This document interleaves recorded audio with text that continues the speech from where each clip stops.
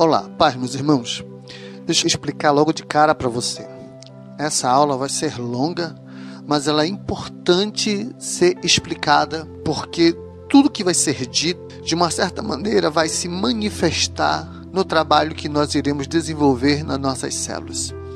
Entender a razão da queda do homem nos ajudará a lidar com as diversas guerras espirituais que poderão acontecer também lá no trabalho que iremos desenvolver nas nossas células, ok? Então entenda uma questão importante aqui. O plano divino foi perfeito, mas o homem escolheu o seu próprio caminho, o caminho da independência, como está em Isaías capítulo 1, versos 2. E todos nós conhecemos a triste história e não há segredos quanto a isto para a realidade cristã. O pecado de Adão foi uma intromissão violenta e diabólica no propósito eterno de Deus. Por causa do pecado, o homem se tornou culpado, alvo da ira de Deus, merecedor de castigo eterno, expulso da presença do Senhor e sem comunhão com Ele, deixando para nós o verdadeiro significado do texto bíblico de Paulo. O salário do pecado é a morte, Romanos 6, 23. Mas o problema não foi apenas que o homem se tornou culpado diante de Deus, mas também que a sua própria natureza se corrompeu e se estragou. O homem, ele perdeu a vida e a imagem de Deus. Na verdade, ele se tornou uma outra criatura. Não era mais o mesmo. Era um homem morto para Deus e inútil para o seu propósito eterno.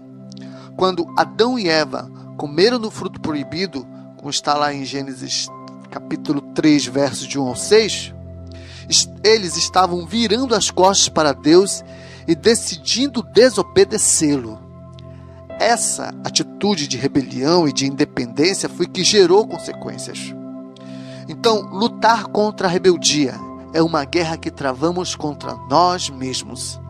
A rebeldia sempre quer nos levar a fazer uma rota diferenciada do líder, e foi isso o que Adão fez.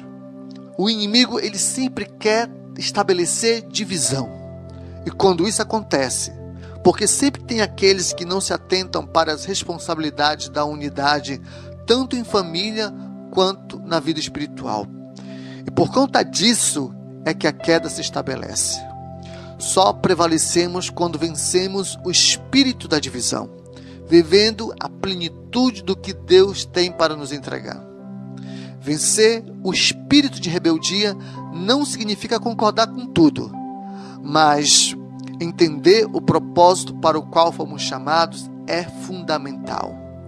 O mais importante para vivermos as promessas de Deus é realmente compreender qual o propósito que devemos manter.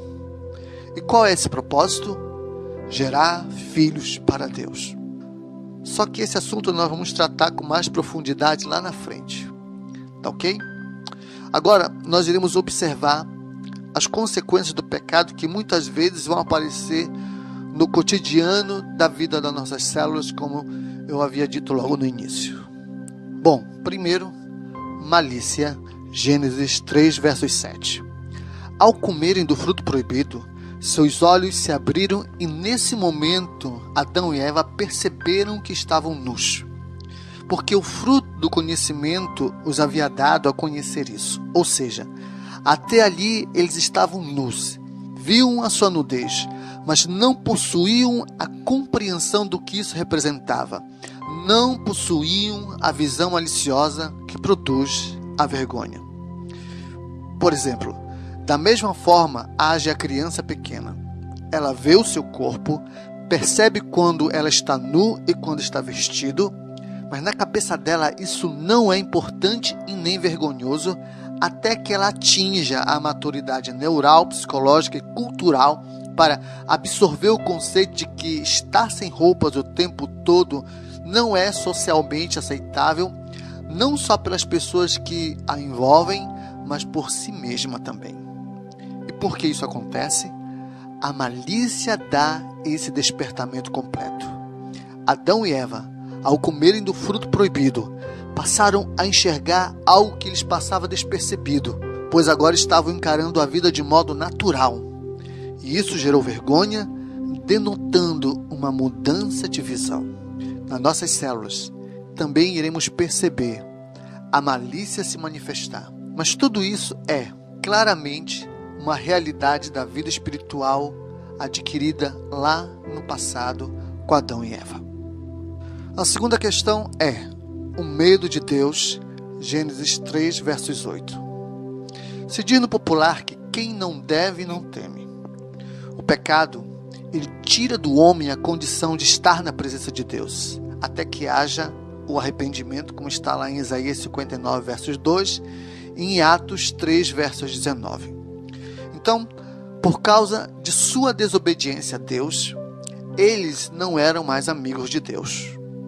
Quando Deus criou Adão e Eva, eles pensavam como Deus, mas isso já não era mais verdade. Agora, eles pensavam como Satanás. Não podiam mais conhecer e entender a Deus.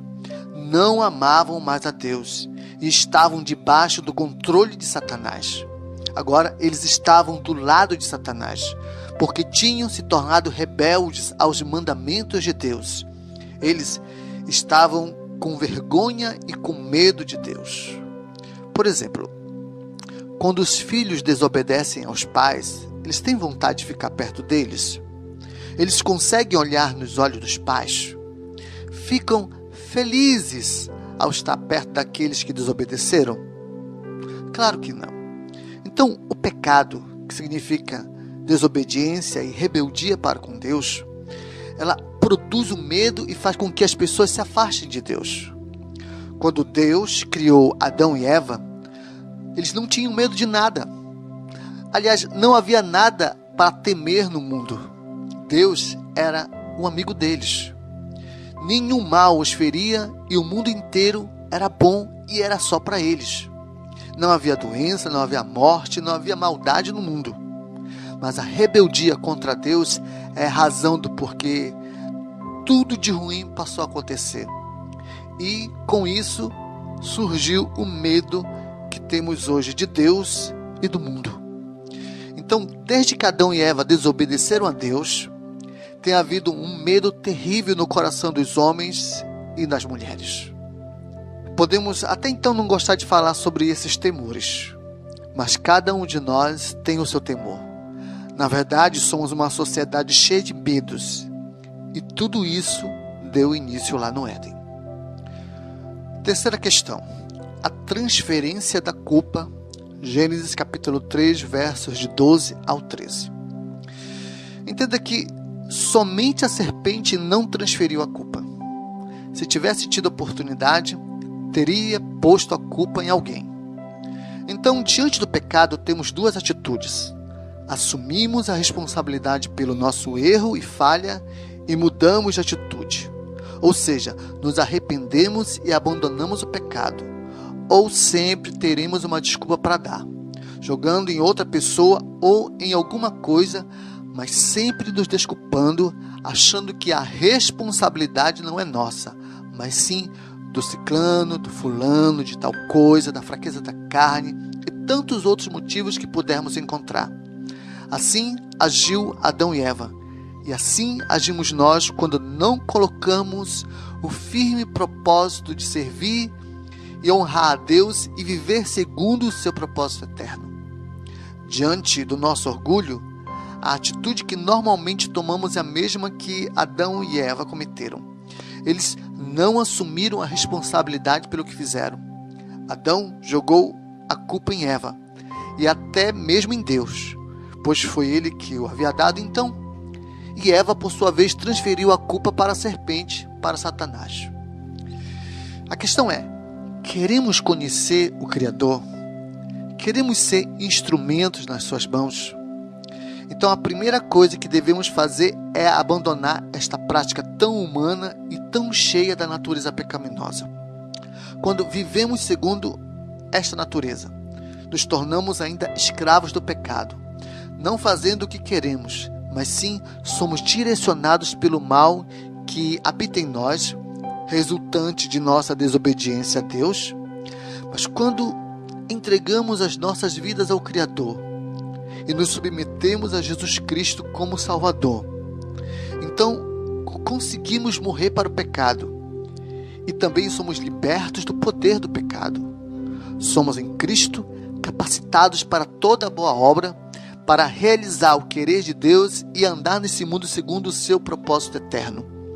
Em Cristo somos capacitados, recebemos de Deus tudo o que precisamos para viver uma vida que lhe agrade.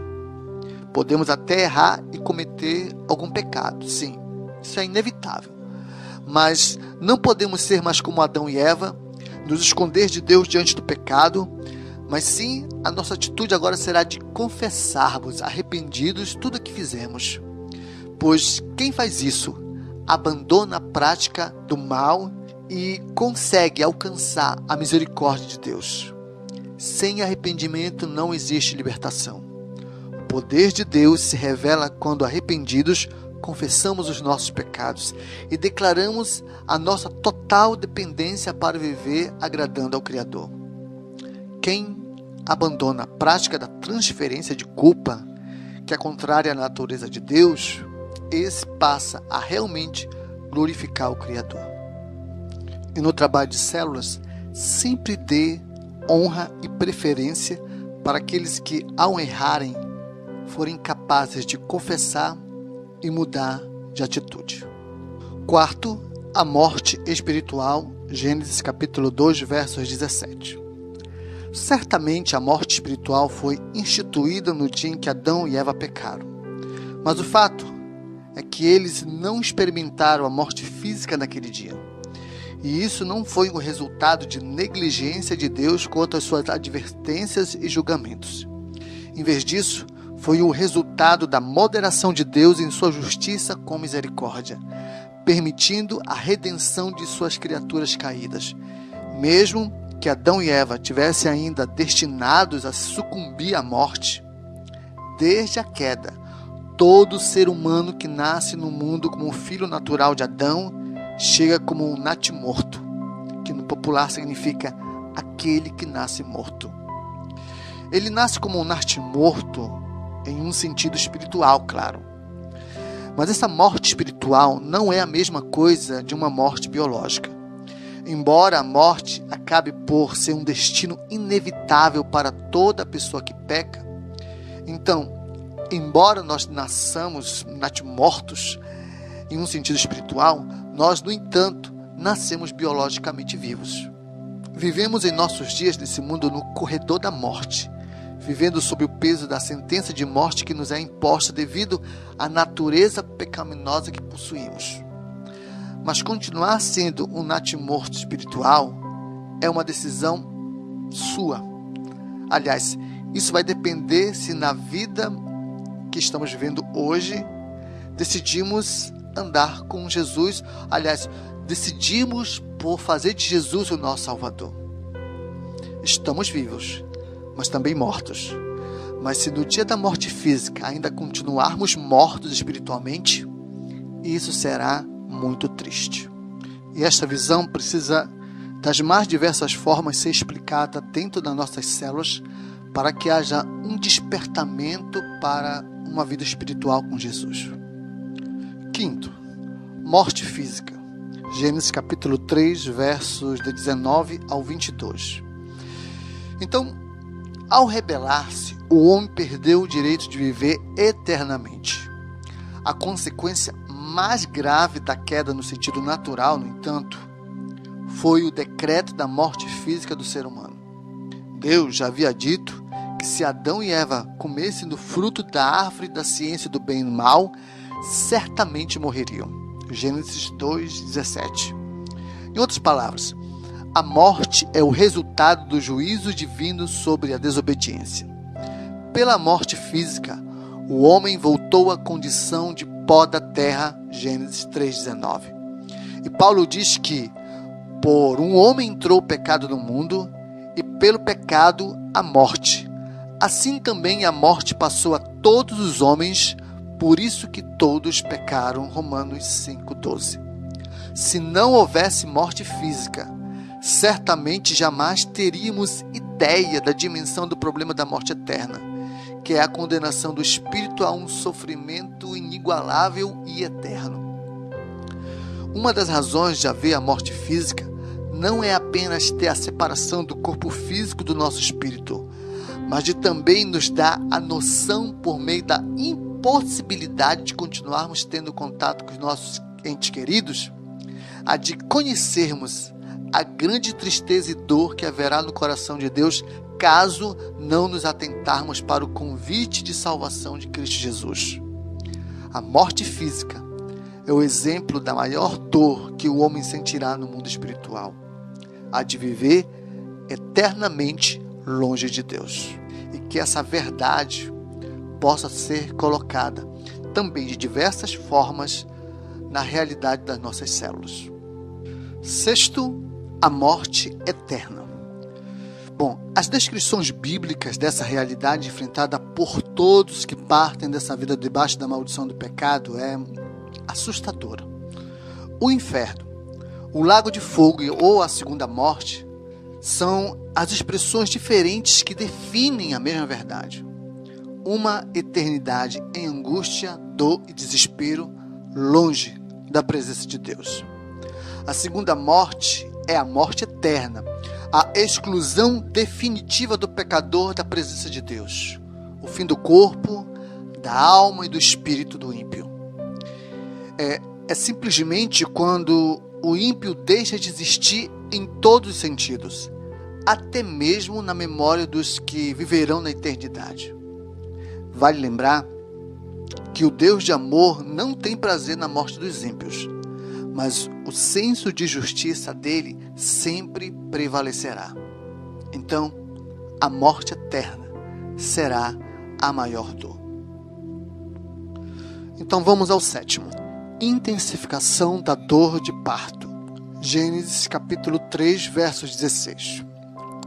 Então, o sofrimento no parto, ele não surgiu após a queda. O texto diz que o sofrimento seria multiplicado. Então, antes do pecado, já havia se estabelecido que a mulher desse à luz, porque o texto afirma: frutificai e multiplicai-vos. Gênesis 1, 28. Por isso, os embaraços de um parto tinham um propósito de ser uma bênção e não uma maldição. Mas a entrada do pecado significou que, dali em diante, a gestação seria acompanhada de muita dor. Em épocas em que não havia a medicina e as maternidades como hoje existem, as dores de parto eram tão intensas que nas Escrituras elas são apresentadas como um símbolo da mais tremenda angústia corporal e mental, deixando bem claro para nós que tudo aquilo que vem a nascer tem um preço alto a ser pago. Eu poderia até afirmar também que quando as nossas células ainda estão em processo de crescimento, a dor é muito alta. Oitavo, sujeição ao marido, Gênesis 3, versos 16. Aqui a questão é polêmica para alguns, porque o texto não trata de querer rebaixar a mulher.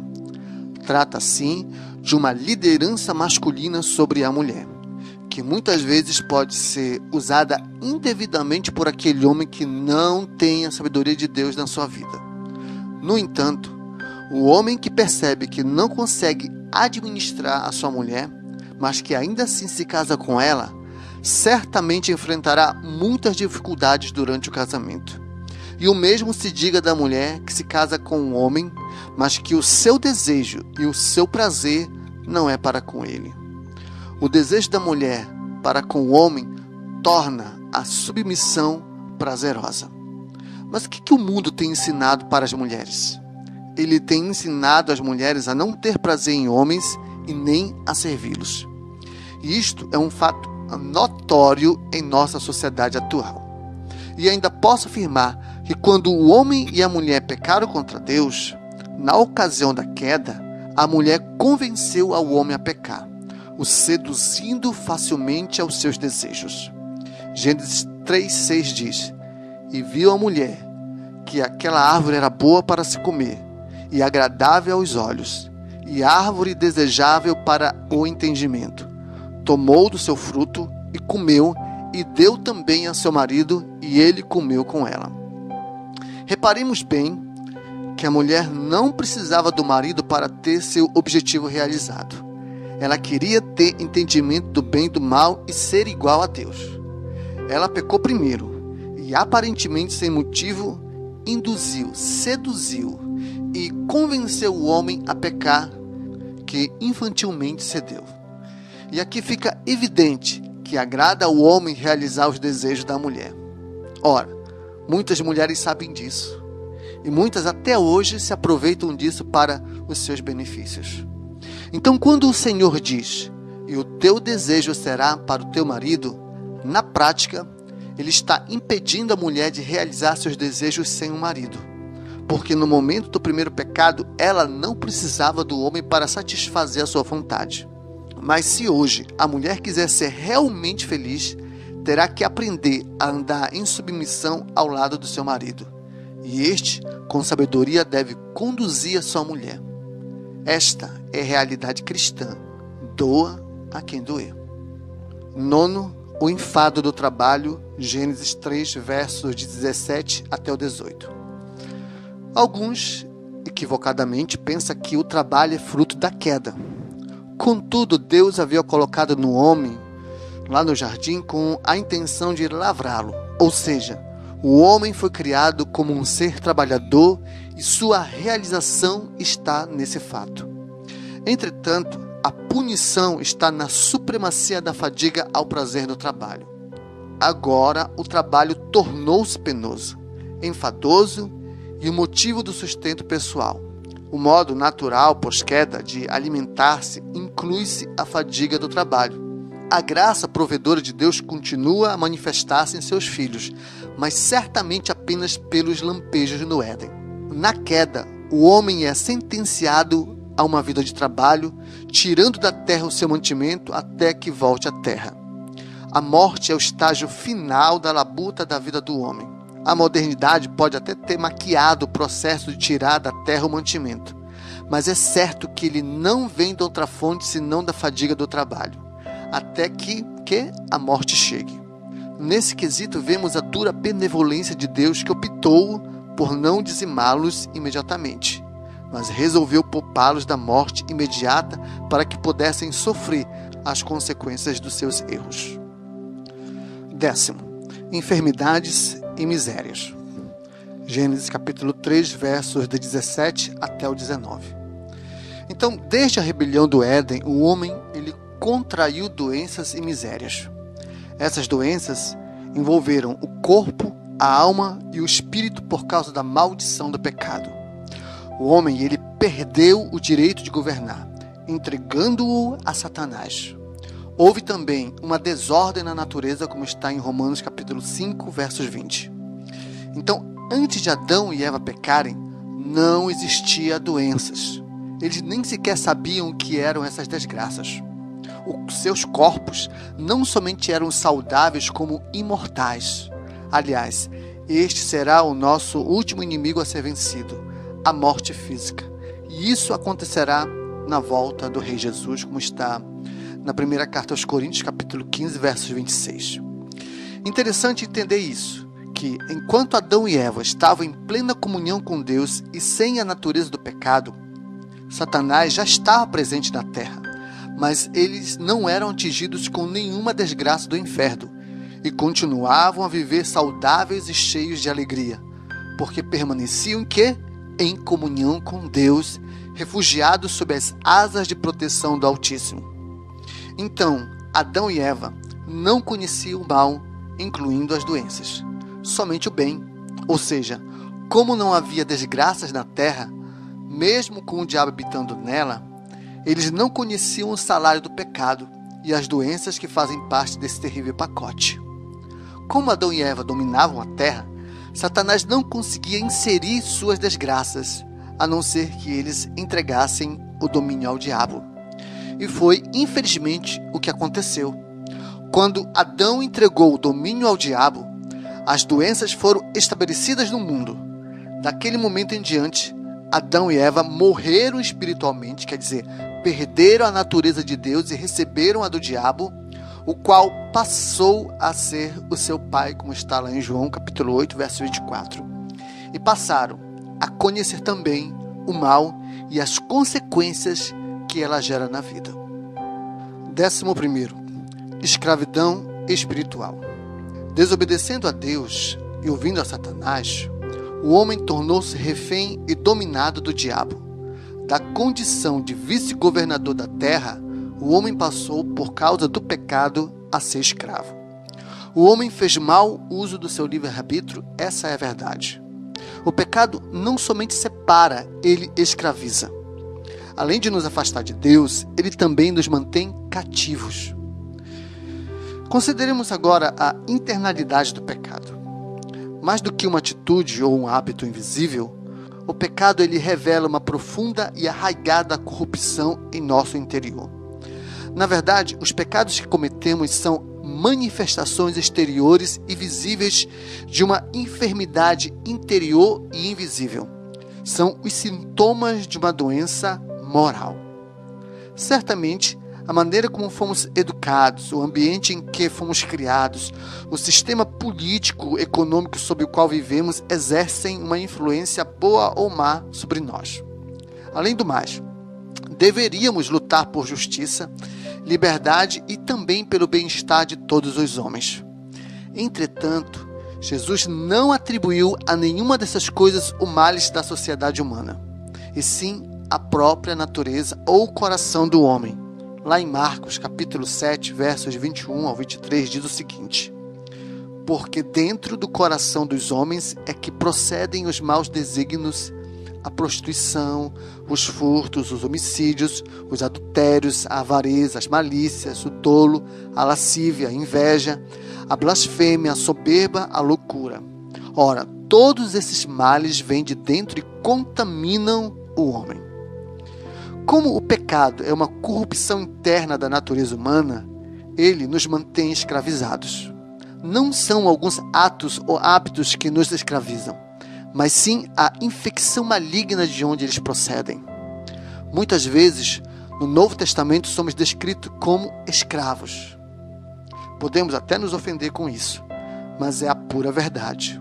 Jesus até provocou a indignação de certos fariseus quando ele disse a eles: se vós permanecerdes da minha palavra, sois verdadeiramente meus discípulos, e conhecereis a verdade, e a verdade vos libertará. E eles retrucaram: somos descendência de Abraão, e jamais fomos escravos de alguém. Como é que tu dizes, sereis livres?